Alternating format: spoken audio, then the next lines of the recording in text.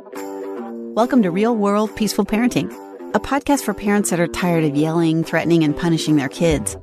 Join mom and master certified parent coach Lisa Smith as she gives you actionable, step-by-step strategies that'll help you transform your household from chaos to cooperation. Let's dive in. Welcome to today's episode. Today, I know I say this every week, how excited I am to be with you all, but let me tell you all something. Today is a triple special day.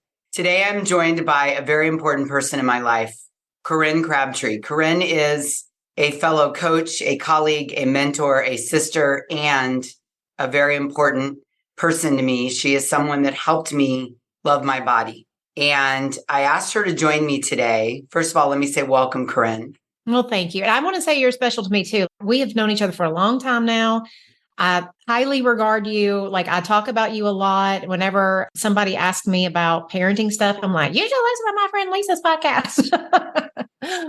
Well, thank you. Thank you. Yes. I feel like Corinne is someone who has helped millions of women around the world love their bodies and lose weight in a way that feels delicious and incredible. Corinne has a few businesses, but really today we're going to talk about weight and loving your body. And this comes up a lot with my clients, Corinne, where we talk about body image. Parents will be worried about their kids' bodies or what their kids are eating, either because they perceive their child's body as too thin or too big. And, one of the things that I know in the world is that kids don't do what we say, they do what we do, right? For sure. So one of the reasons I wanted to have you on today is because I wanted to have a juicy, robust conversation and beg parents to consider neutralizing all conversation about the body, the parent's body, the kid's body, other people's bodies. And as I was preparing for today's podcast, I had this epiphany this weekend. I realized that the real problem around the body when we're parenting children or influencing them as coaches and mentors is if we have judgment about the physicality, and I want to get your take on this, about the physicality of someone's body. If we're judging it because it's too big or it's not little enough or it's not right or it's out of proportion, we train our children to think about bodies that way. Yeah, no, for real. And it's not even so much like them thinking about, like, if we kind of pass on this idea that there are bad bodies or bodies that, don't work right or whatever, then kids are going to internalize that as like, ooh, that's dangerous. So now I need to make sure that never happens to me. And when kids, especially when they're little and they're not able to really rationalize and think through things, they get very easily misconceived ways of like controlling that. Like I coach a lot of women that their eating disorders, their weight issues, all the things that they experience and suffer with in their 50s and 60s, we go back and we kind of look at like, where did all this begin? And they will almost always have a memory of their mother saying something about her own body, a father commenting about what a girl should look like, this body's more attractive than this body. Like they almost always will have these memories, these inflection points where they took something in, and from that moment on, it like left a wound in them that they're desperately trying to either heal, avoid, or, do lots of antics as in their older life to overcome and to stay away from. It's so incredibly dangerous. And it makes me so passionate to talk about this because that was my story. I was born into a large body and I grew up a large kid and grew up in a household where I got the message, whether it was intentional or unintentional. Pretty sure it was intentional, but I'll give the people the benefit of the doubt. Give them some grace. There we go. Yes. But I grew up believing that I would be loved more if my body were smaller. Oh, yeah. And I think that like my mother, she had weight issues too. I had weight issues from the age of 9. When I was preparing for this podcast, I was thinking about like one of my own experience. One of my biggest memories that I have is I was probably around 10 years old, just thinking about which house I lived in and, all kinds of things. And my grandmother at the time, my mom was really poor and she was a single mother. She was very young too. She had me at 17. So she was probably, a whopping maturity of 27 at this point. And I'm eating dinner. We lived with my grandparents because we couldn't afford our own apartment. And I wanted a second helping of mashed potatoes. And my mother had just woke up. It was 7:00 at night and she worked graveyard. So she's moody and ill and 27 and she's already struggling with her weight and, couldn't find a man basically. And so like all of this is probably going on in her head. And I remember her looking at me and getting so angry and screaming at my grandmother, if you don't quit feeding her, she will never find a man.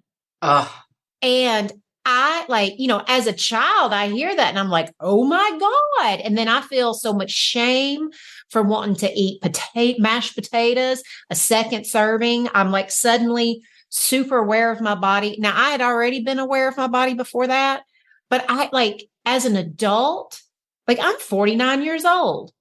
And that, I can see that moment clearly.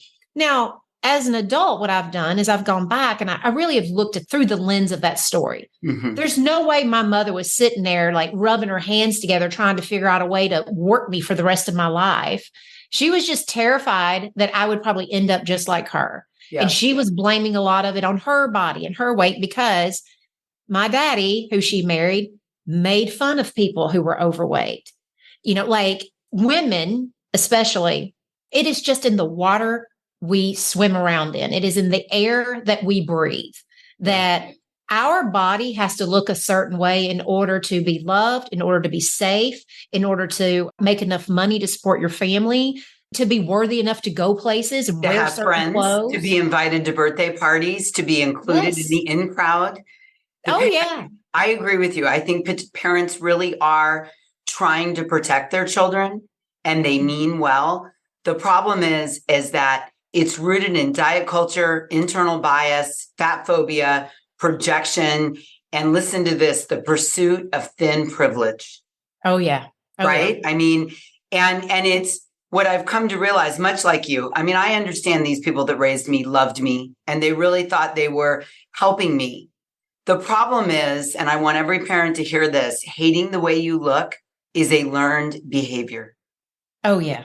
Right? It's learned. And again, kids don't do what we say. So if you're a parent right now and you're listening to this and you hate your body and you say, well, I hate my body, but I'm going to teach my daughter to learn love her body. I got bad news for you. It does not work like that. Right, Corinne? It doesn't work that way because if you this is what I try to tell my clients all the time.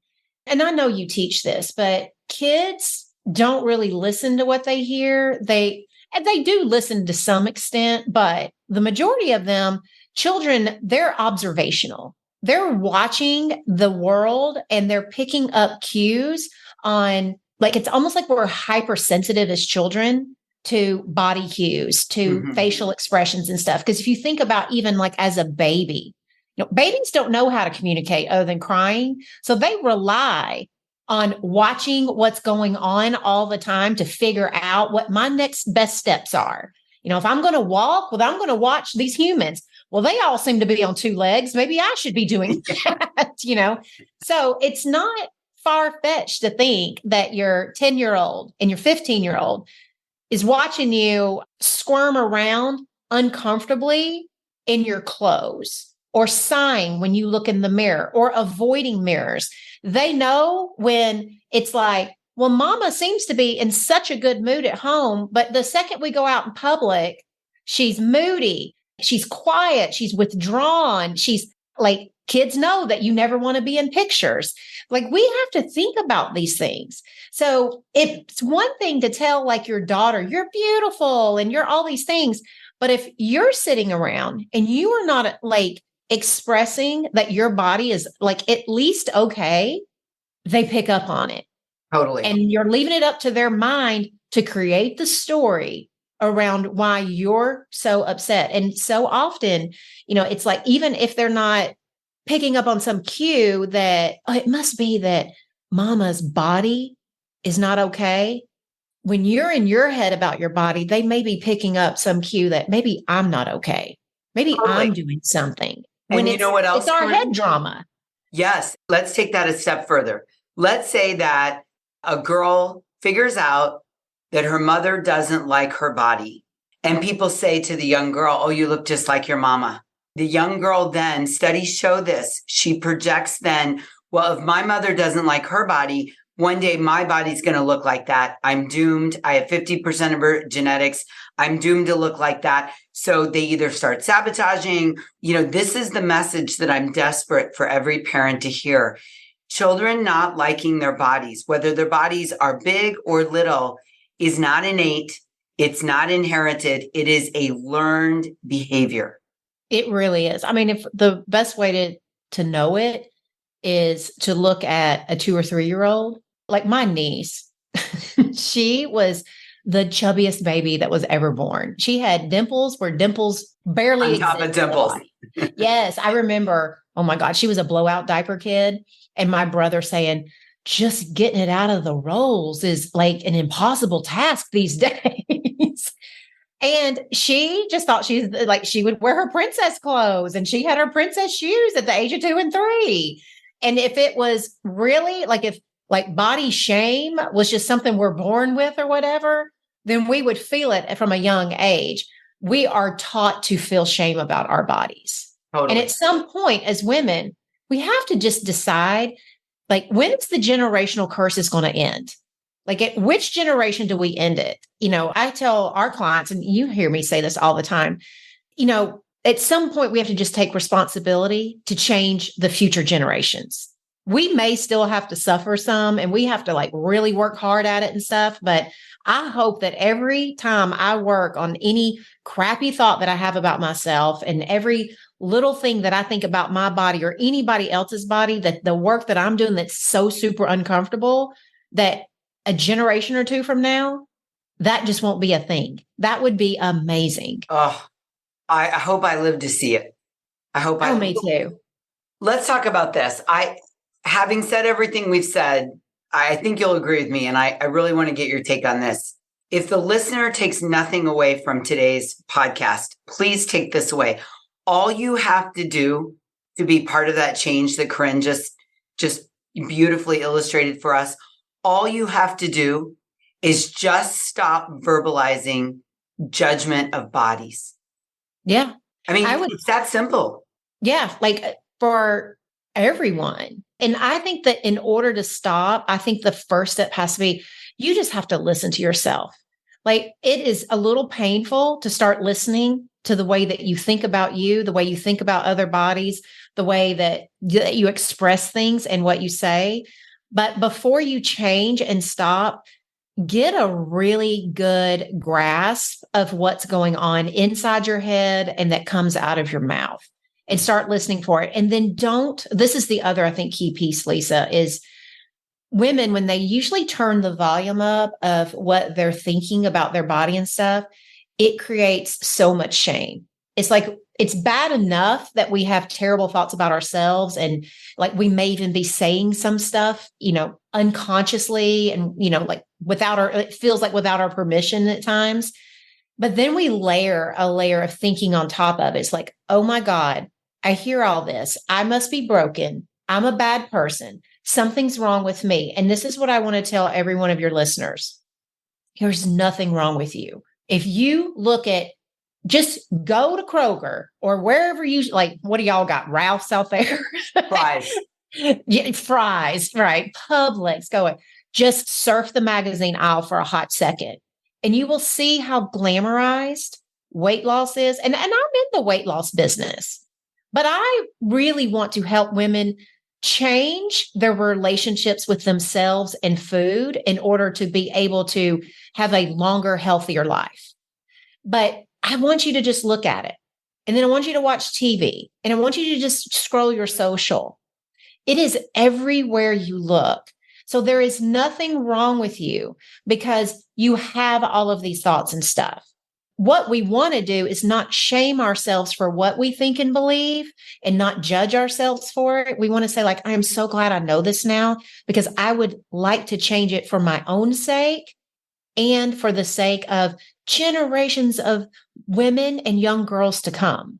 I think that's fantastic. And I agree with you. This is one of the things I learned from you is step one was to not shame my old way of thinking. And to really understand where it came from. I was indoctrinated into this body judgment. Yes. And, learning that that's what I was doing, it was hard to admit because I didn't think I was doing it, but I was. Oh, yeah. And then I had to let go of the shame.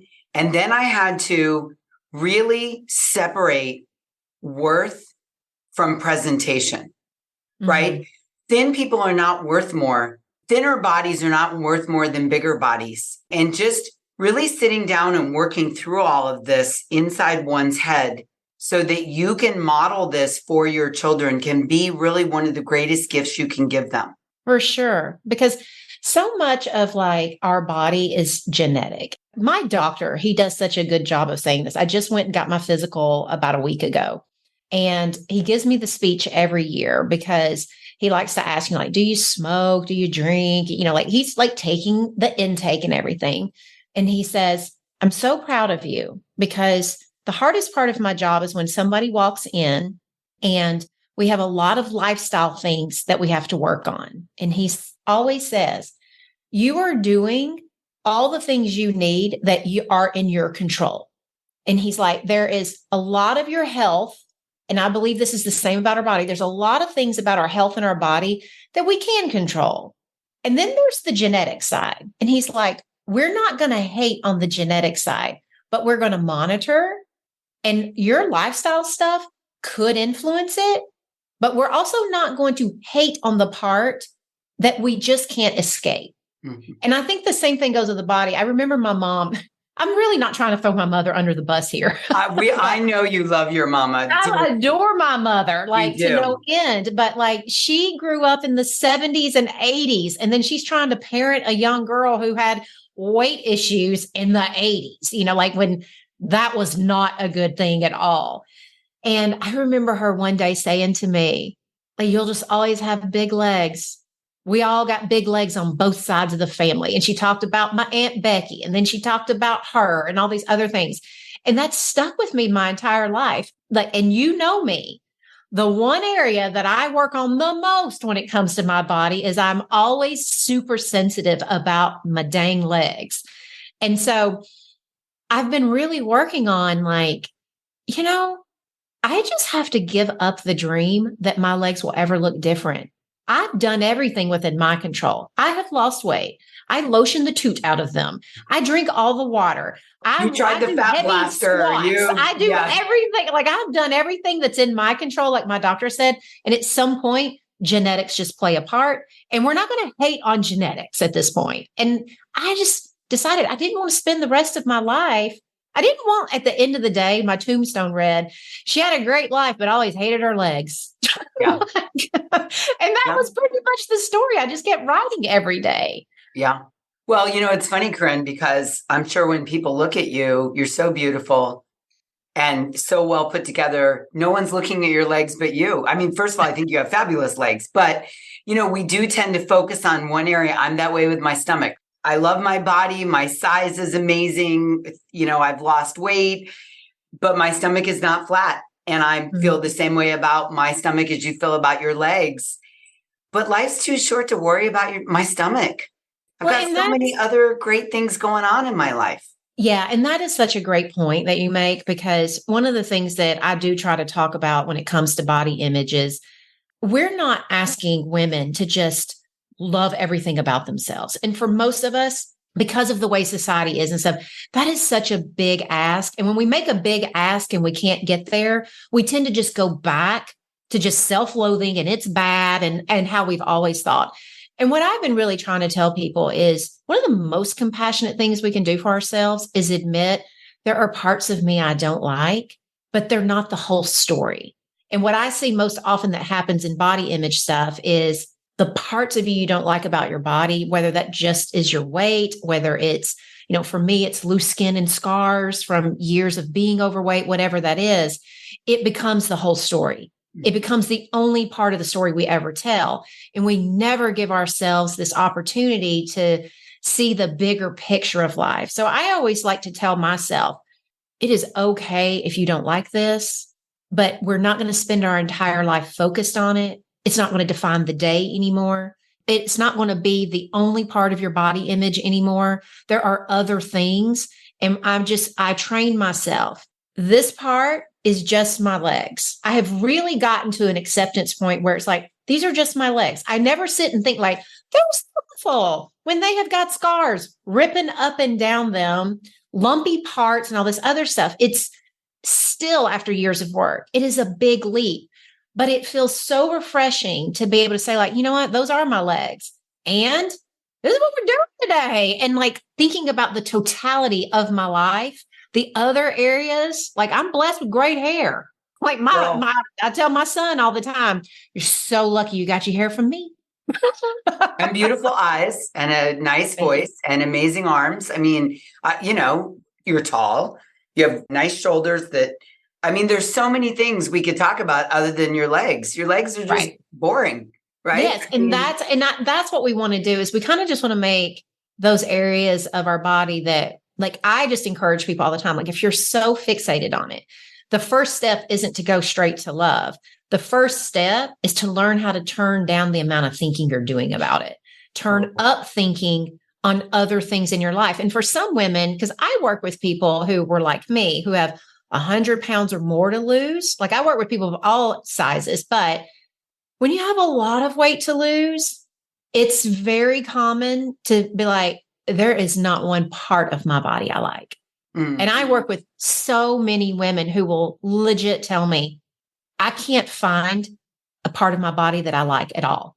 And I'm like, okay, is there a part of you or is there a part of your life that you do like, that you can at least find some like respite, some peace and some comfort in, so that we can start neutralizing, like, this is my body. I've been taught lots of things about it, and it's probably going to take me a while to unlearn it, but I'm working on that part. That in and of itself feels so much better than just like, this is my body that I hate. I'm probably never going to change. This sucks. Wah, wah, wah. It's like looking for cracks that we can put into the story of not liking ourselves. And when we can find a crack, that means a little light can come through, and a little light can feel very cleansing. Totally. And as you're listening to Corinne talk about this, listen from the lens of, if I have a child, a daughter or a son, a he, she, or they, and they don't like something about their body, please don't say to them, oh, stop it right now. Your eyebrows are fine. Or, don't worry about your legs, or they look fine to me. Let them not like a part of their body. Yeah, I get that, I get you don't like your eyebrows, or I get that you don't like your hair. Maybe someone has super curly hair and they wish they had straight hair. Acknowledge that for them, because listen to me, as a parent to your child, that feels like connection. Remember, I say every week, connection is when the other person feels, keyword, seen, heard, and valued. So if I say, gosh, mom, I hate my hair, don't tell me not to hate my hair. Acknowledge it. And then maybe help me find 4 or 5 other parts of my body that I do like.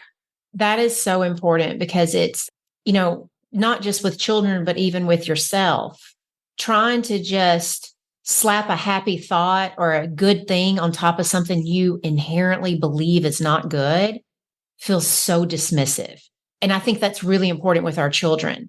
When I think about my clients, what they almost always tell me about when they were children, where some of the biggest wounds were created, and it wasn't even intentional. I always think like the vast majority of parents are very well intended. They just sound like crap when it's coming out, is they always felt never heard.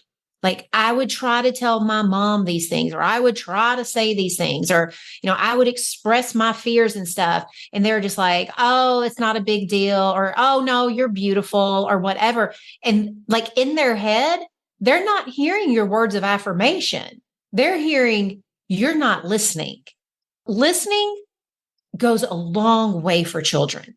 It's And the it most really important helps. tool a parent can do, Corinne. Yes, it helps prevent some of those, those fundamental, just like I would, my mom probably won't listen to this podcast. My mother, she barely listens to my own. So I'll just say it. But like, if I could have wished one thing, like in those moments when I was telling her about how bullied I was and how terrible I felt about my body, like I remember her one time saying, yeah, but one day you'll be beautiful. One day you'll lose the weight. Like I know she meant well, but in the moment I was just like, but that doesn't help me now. And then I was getting like, I think for moms, please, if your daughter is complaining about her weight, do not say, well, one day you'll lose the weight, as if she's got to lose the weight in order to feel valued and worthy, because that's the message that ends up getting sent. Yes. I know our moms want to help our children if they, if they legit have weight issues. Like my son is 20 going on 21. And I wouldn't say it's a weight issue, but he's getting a belly. He's not a young, active running around 16-year-old growing anymore. And he's eating like a 16-year-old who's running around and growing. And I've really been trying to personally navigate this because my son's on the spectrum, but he does not have body shame. And the last thing I would ever want to do is introduce that. And so I've just been kind of talking to him about energy levels and like saying like, hey, when you're ordering, why don't you start tracking, like, because he, like for him, being able to work and being able to focus is like a super important thing to him. Mm-hmm. And so I've been trying to figure out a way to like start talking about this in what's, because for me, it's not that he has a belly. To me, it's like when I see it, I'm like, I'm hoping he's not getting too much like sugar and things like that. Because I know him. He loves his cakes and he loves his treats. And he's old enough now. Mama's not going to dictate his eating decisions. Yeah. I don't care if he is on the spectrum. I want him to be choosing. And so I've just kind of been talking to him about, hey, let's monitor your energy levels. Let's see, are you more focused the next day? Like, why don't you, I asked him, I said, what do you think about like just writing down what you eat each day so that you can track how that works for you when you work? And he was just like, that's a good idea. So looking for like ways, like sometimes I think like if a child is carrying extra weight, don't focus on the weight. Really think about the totality of what's going on in their life and find ways that like you may want to influence some eating decisions, not just so they can lose weight, but so that they feel good, that they can be active in sports if they want to play sports or whatever that is. Yeah. Well, this is funny, Corinne. My son was really a chunky monkey when he was a little boy, junior high. And the other day we were looking back through some pictures and he was like, oh, Mom, did you know I was fat? And, we've really neutralized in our family the word fat. It doesn't have any negative meaning to it. Yeah. And he goes, did you know I was fat? And I said, yeah. And he goes, why didn't you tell me? And I said, oh, honey, there was nothing to tell. You were loved just as you were. And I knew that over time, if I never brought any judgment or value to your body, it would work itself out when you were ready. And that is exactly what happened. And I remember back then having some friends that were like, oh, I don't know about that. Are you on top of that? And I remember just refusing to worry about it, to address, like I did the opposite of what was done to me because I had a similar body to his growing up. And there was so much energy dedicated to the size of my body, which in retrospect was not that big. That's the ironic thing, right? Yeah. There was so much value and energy at family get-togethers and discussion. Now, here was the irony. There was all this energy about my body. I want you to speak to this, Corinne. There was all this energy about the body, but then there was like, well, let's go to McDonald's and get a shake. Yeah. Which was also very confusing. Hurry up and get skinny, but here, eat this. Right. And I think that was kind of how I grew up. Like my mom, was so worried about my weight and rightly so. I was getting bullied every day. I was coming home crying. And it seemed to make sense that if I lost weight, they would just like solve all my problems in school. And then she was worried about her weight too. One minute we were dieting our butts off. And then the next minute she'd have a bad day at work and we were ordering pizza and having a free-for-all weekend. like if we ever wanted to connect, if we ever wanted to celebrate, if we ever wanted to do those things, it was always around food. I think it is important it's just important for parents to be thinking about like, what are maybe some of the unintended messages I might be sending with food, with the body, with my talking, with my lack of talking, my lack of being in pictures. My comments about other people walking down the street or stars, whether their body has gotten bigger or littler. Yes. Like just even innocent things like that. And then just listening to our kids and the way that they're talking and stuff. And rather than getting up their butt about it, just ask, why do you think that? Just to figure out where is that coming from and stuff. Yeah. So I think the homework assignment, I always like to give my listeners a homework assignment. So we'll wrap up on this. The homework assignment today from Corinne is take an inventory. Yeah. Take an inventory of your own beliefs about your body. Take an inventory of your beliefs about your kids' bodies. Take an inventory, listen to what you're saying, listen to what's coming out of your mouth about your body, your kids' body, other people's bodies. Take an inventory of the message or the theme you're projecting about food. Do we use food to soothe or celebrate?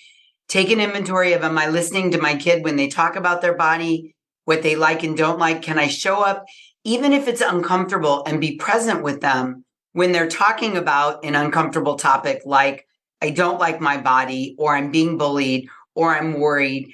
Don't just push it away. Oh, don't worry about that. You'll lose it one day, but show up and listen. It's that inventory that really is going to serve the connection between us and our kids and really help them, right? Yeah. And then just one little add to that is not only don't judge yourself for what you find, but also don't feel like this is an overnight fix. It's not an overnight fix. It takes time. I always tell people, it's like, it doesn't matter if it takes a long time. It matters is if you're working on it, and those small impacts will lead to big impacts later in life. So any little changes that you're making, you just never know when you're going to have like a strong, powerful, positive influence in your child's life when they're in their 30s and 40s and 50s and beyond. Mm-hmm. And it's never too late to model something new, ever. Never. Ever.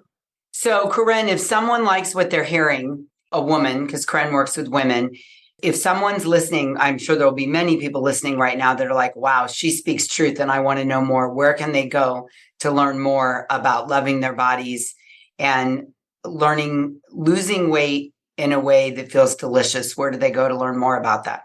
I would start with taking my free course. I have a free course where I introduce the topics of losing weight, but it's not calorie counting based. It's more about listening to the body, which is, I have found for my clients, is such a good way to model the types of real relationship that we want to have food that can influence our children. It's all about like, I think I've had enough. And, oh, I think I'm hungry. So it's at nobsfreecourse.com. And it's just a 3-part video series, but it will really speak to people who are, especially parents who are a little fearful they're going to pass down their dieting heritage, their like obsession with food and stuff to their kids. I'm very anti all of that. And I just feel like weight loss can be done in a much healthier, smarter, relaxed way than what the diet culture has taught us. And that is what I've learned from you. I mean, I learned there was no rush. I learned we could do a whole hour on all I've learned. I could come on your podcast and talk about all I learned, but I have learned really patience and understanding and curiosity and just a whole different way to lead my life that just, regardless of what the number on that box that I step on says, I learned mental freedom. Yeah.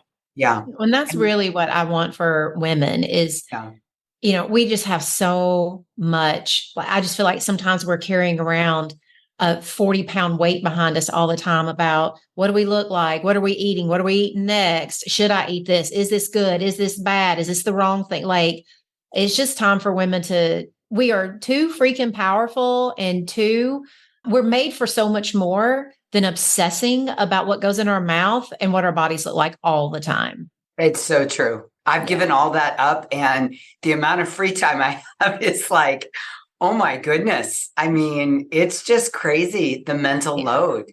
So if you are ready to get rid of that mental load, I strongly encourage and recommend and endorse go grab that course. You absolutely will not be sorry. I mean, Corinne and her team, and it is a team. It's an army of amazing women and coaches, and just, it's just an incredible group of people that I am privileged to be a part of. So big shout out to all the No BS sisters out there. All right, I'm going to end on this.